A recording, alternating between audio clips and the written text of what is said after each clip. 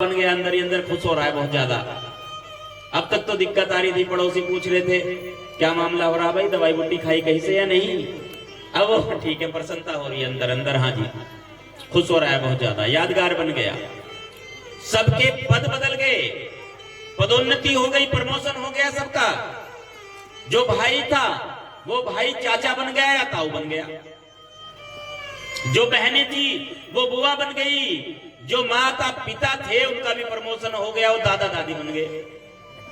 और जो दूर बैठे हैं ना रिश्तेदार, उसके मायके वाले, वो नाना नानी मामा मामी तार जुड़ते जा रहे हैं, सबकी पदोन्नति हो गई। जैसे ही एक बच्चे का जन्म होता है ना, ऐसे ही सबका प्रमोशन हो जाता है। यादगार बन गया। एक दिन तो यादगार वो जिस दिन तेरा जन्म हुआ यहाँ पर, वो दिन यादगार हो गया, तारीख लिखी गई। और दूसरा दिन वो जिस दिन तू यहां से निकलता है ना अपना सामान समेट करके, मृत्यु का दिन, वो भी तारीख यादगार बन जाती है। और फिर फोटो के नीचे लिखा जाता है लेट, अंग्रेजी में, हिंदी में लिखते स्वर्गीय। गलत तो करते नहीं है, चाहे किसी का कोई भी कार्य रहा हो, कैसा भी रहा हो। जो पीछे रहते हैं ना अर्थी के बहुत दूरी पर, वो चर्चा करते हैं बहुत बेकार आदमी था, गंदा आदमी था, चल भी रहे हैं उसके साथ साथ, और ये भी कहते हैं आखिर में सबको वहीं जाना है, परंतु चर्चाएं भी करते हैं उसकी। बेकार था, बिल्कुल घटिया आदमी था, किसी की सेवा नहीं की, ऐसी चर्चाएं भी चलती हैं। वो दिन यादगार जिस दिन तू यहां से चल निकला, वो भी तारीख लिखी गई। ये 2 दिन है जिंदगी के। वो सेवक, वो भक्त भी बहुत तर्कशील है, कहने लगा गुरुजी बीच के दिन कहां गए फिर? 2 दिन तो हो गए, पर जो बीच के दिन है, जन्म और मृत्यु से बीच के जो दिन है, वो भी तो होंगे कहीं पर, वो कहां गए? गुरुजी के बारे में आप परिचित हो? तुरंत उत्तर देते थे गुरुजी, तो अभी भी वही देते हैं उत्तर, तो मौजूद है अपने आसन पर। गुरुजी ने कहा वो दिन जो बीच के दिन है ना, वो तेरे स्वाद में गए हैं, तूने स्वाद चखा है, वो सारे दिन तेरे स्वाद में खो गए। तूने स्वाद ले ले करके, स्वाद चख चख करके उन दिनों को सबको खराब कर दिया, सबको उड़ा दिया। गुरु प्यारी साध संगत जी, मनुष्य का जो ये जीवन है, इसमें चंद श्वासें ही इसके पास में होती है। इसलिए ये प्रयास करें कि जितना भी समय यहां पर मिला है, वो मैत्री, सद्भाव, करुणा के भाईचारे के साथ बिताए, आपस में प्रेम के साथ उस समय को बिताए। और जो गुरु महाराज का 3 नियम है ना, सबसे पहला है सेवा। भाई सेवा तन से, मन से, धन से, अन्न से सेवा करें, गुरु के नाम से जुड़े और नाम की कमाई करें, सिमरण करें और सत्संग करें। सत्संग हफ्ते में नहीं तो 15 दिन में, नहीं तो 1 महीने में। और अगर 1 महीने में समय नहीं मिल रहा तो 2 महीने में, 3 महीने से ज्यादा नहीं होने चाहिए। कहीं ना कहीं जो आपके नजदीकी आश्रम है या किसी गांव में कार्यक्रम हो रहा है, उसमें सत्संग में जरूर शामिल हो। गुरु महाराज ने स्पष्ट किया है, भाई सबसे पहले मांस, मदिरा, अंडा, इनको मारो डंडा, कि सारे नशे को छोड़ दो। एक भक्त आया गुरु जी के पास, कहने लगा जी छोड़ दी, बोतल फोड़ दी, बिल्कुल खत्म कर दिया काम। गुरु जी ने कहा फिर वो तो कर रहा तू? गुरु जी तो जानते हैं सारा मामला, वो तो कर रहा है, वो फ्री का सौदा है। नाली के किनारे खड़ा हुआ मिल गया, गोल की पटरी पे मिल गया, पेड़ को उखाड़ा, छाया में बैठ करके थोड़ा सा रगड़ा दिया और अपना तैयारी, अपने आप भी करो कार्य को, और जो बच रही वो बेच लो। गुरु जी ने स्पष्ट किया, शराब ही नहीं, जितने भी नशे हैं सारे छोड़ने होंगे। कच्चा और पक्का जितना भी नशा है सब छोड़ना होगा। यदि तुम मेरे पास आ रहे हो ना, ये सारी चीजों को छोड़ करके आओ। जो तू चाहे मोह को छाड़ सकल की आस, और मेरे जैसा हो चल सब सुख तेरे पास। कईयों को बात बुरी लग जाती है, कड़वी लग जाती है, यहां चुप जाती है, पर वो चुप है थोड़ी देरी।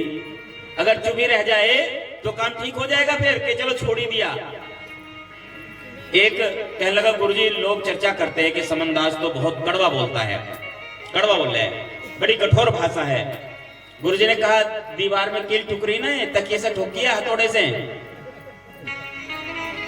तकिए से ठोक देगा। उसने कहा जी नहीं, सारी जिंदगी हो जाएगी, तकिया फट जाएगा, पर कील ना ठुके। कील कैसे लगेगी दीवार में? हथौड़े से। हथौड़े की चोट लगी है, यही संतों की चोट होती है, शब्द की चोट होती है।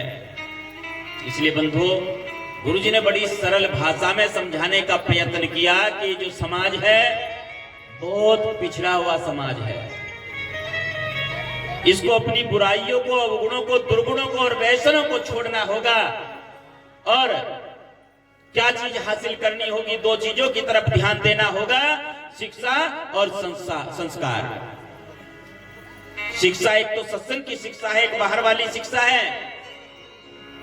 शिक्षा एक तो सत्संग की शिक्षा है, सत्संग की शिक्षा से होता है कल्याण।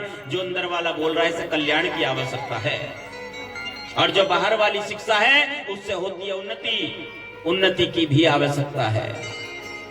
चलते चलते 1 मिनट में अपनी बात पूरी करूंगा, 2 उदाहरण देकर के। 1761 सन 1761 में एक लड़ाई हुई थी, पानीपत की तीसरी लड़ाई। और पानीपत की तीसरी लड़ाई में अहमद शाह अब्दाली और वो उसके बीच हुई थी, मराठों के बीच। मराठे हार गए। बुरी तरह हारने के बाद उन्होंने क्या किया, घर परिवार अपना, चलो कोई बात नहीं, जमीन जायदाद नहीं थी, वो पानीपत के आसपास ही उन्होंने अपना डेरा जमाया, वहीं पर रहने लगे। आज उनके पास बड़ी संपत्ति है, बहुत अच्छे कारोबार है और अच्छे से अपना जीवन यापन कर रहे हैं। जो लोग यहाँ के मूल निवासी बताते हैं कि हम तो यहाँ के मूल निवासी हैं, यहीं के रहने वाले हैं, आप लोगों के पास क्या है? दूसरा उदाहरण, 1947 ईस्वी को भारत आजाद हुआ और 2 भागों में बंट गया। एक हिस्सा भारत, दूसरा हिस्सा पाकिस्तान। कुछ शरणार्थी भारत आए, उनके पास बर्तन नहीं थे, उनके पास कपड़े नहीं थे, उनके पास जमीन नहीं थी, रोजी रोटी नहीं थी, रोजगार नहीं था।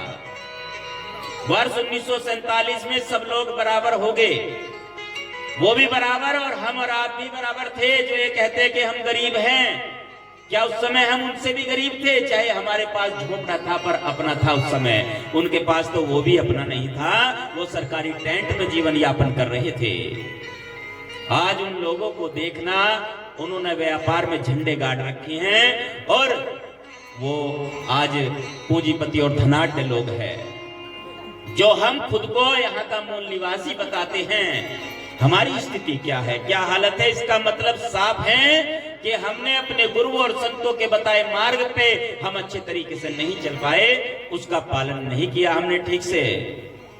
इसलिए सारी संगत से एक विनती है मेरी, भाई ये हमारी जन्मभूमि तो है ही, परंतु गुरु महाराज का यहाँ पे बहुत समय से आना जाना रहा है। एक संदेश के साथ मैं वाणी को विराम देने जा रहा हूं। सबसे पहले जरूरी है पढ़ाई। गुरुजी कहते हैं अपने बच्चों को पढ़ाओ, लिखाओ, विद्वान बनाओ, इसी से तुम्हारी मुक्ति होगी। अगर मुक्ति का मार्ग खोलना है तो शिक्षा ही तुम्हारी मुक्ति का मार्ग खोलेगी। ये बहुत ज्यादा जरूरी है। रोजगार परक शिक्षा भी होनी चाहिए, बच्चों को आत्मरक्षा की शिक्षा भी होनी चाहिए। जगाधरी हरियाणा में हमारे पास बेटियां भी ऐसी हैं।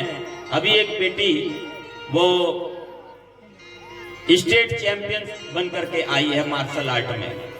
2 लड़कों के दांत तोड़ दिए उसने, इतनी प्रतिभा उसके अंदर। Martial art, judo, karate.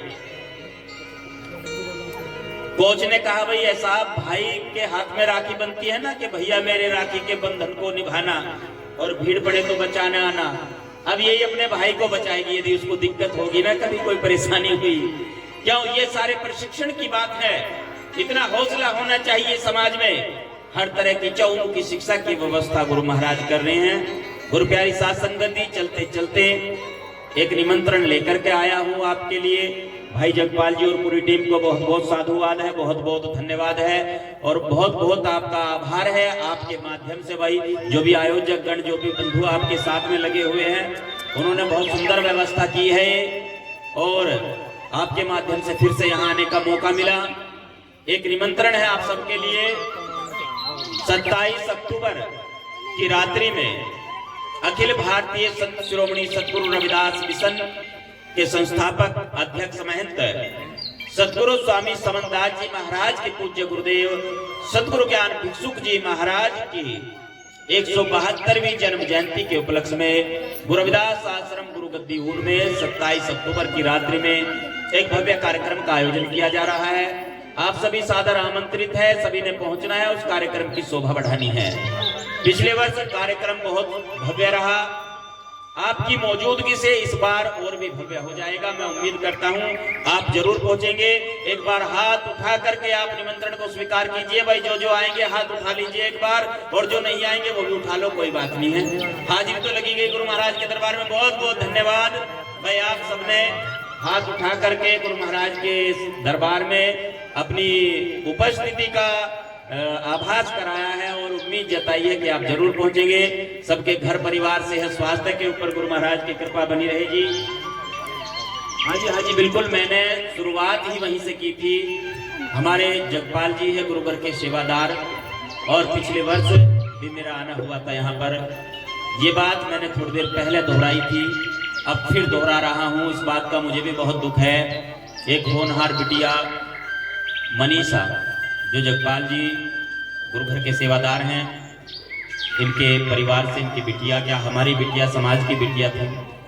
आकस्मिक कुछ ऐसी घटना हुई कुछ स्वास्थ्य को लेकर के कि वो हमारे बीच से अलविदा कहकर चली गई। और इतनी होनहार लड़की थी वो, आपने कईयों ने उसको सुना होगा कि माइक पर जब वो गाती थी तो अलग ही आवाज, अलग ही जो है माहौल बनता था।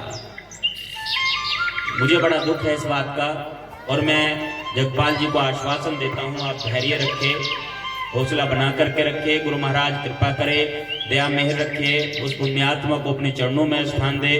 पूरा समाज, सारी संगत आपके साथ में है। सतनाम सतनाम सतनाम जी।